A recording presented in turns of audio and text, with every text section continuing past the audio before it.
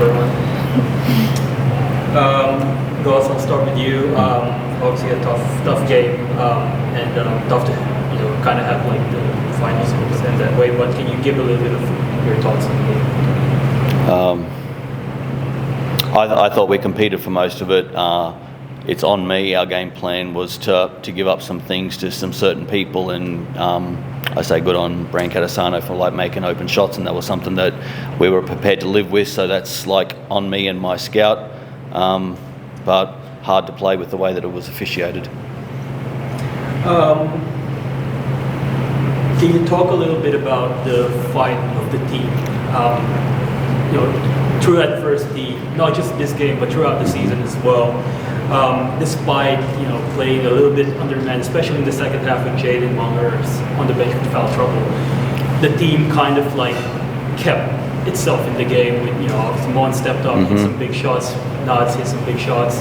Can you talk a little bit about the fight of the team and how much they've grown like over the course of the season through adversity? Yeah, sure. As I've always said, this team was going to grow and get better as the season went on, just through experience, playing time.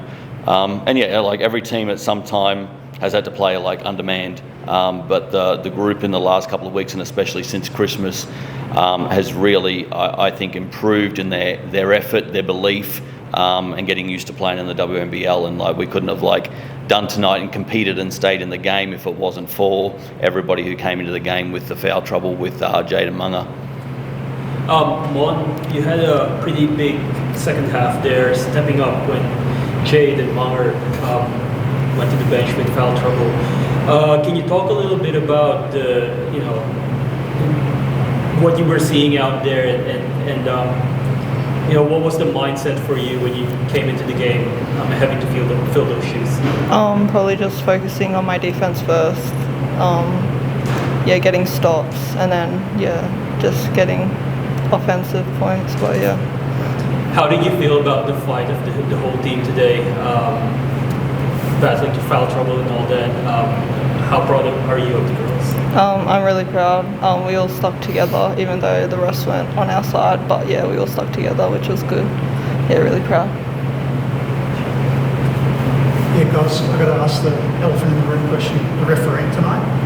How do you personally coach your team through that kind of inconsistency? Well, it's just disappointing when you send in video and get clarification on some things from last weekend's game, and then it be refereed even worse than what it was. So you ask for clarification, you send in film, what I thought that how it might be changed from like last week wasn't at all.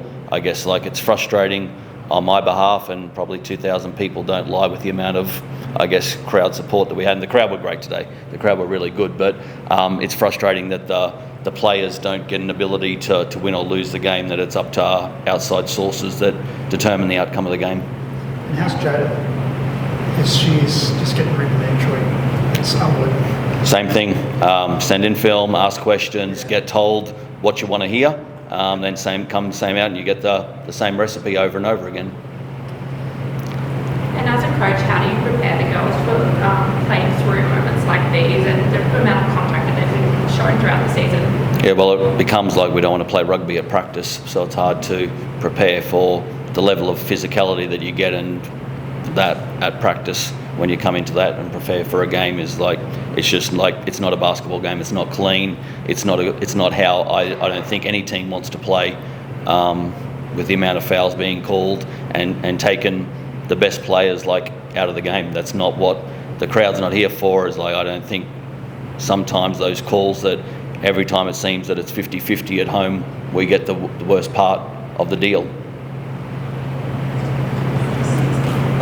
Coach, Jade got into foul trouble fairly early in the third.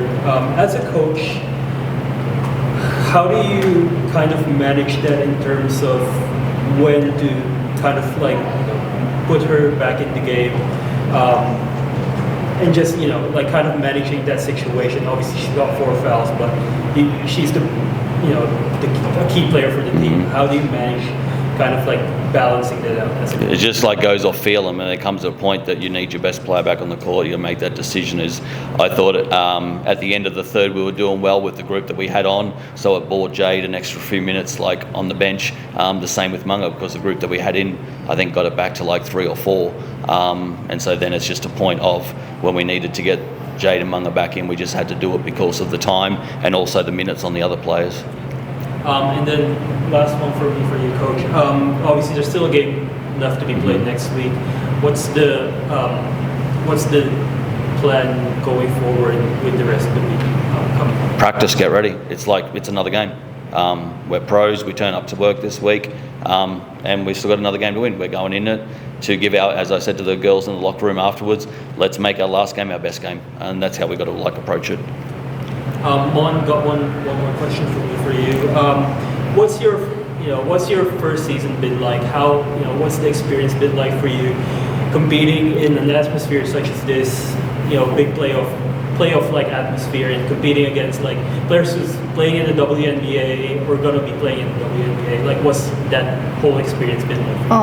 Well, it's been hard, obviously, but it's like a good learning thing for me. Just like learning how to play against the physicality and that, and learning from other players. Yeah, it's been good. Anything else? Well, thanks, Coach. Thanks a lot. Thank you.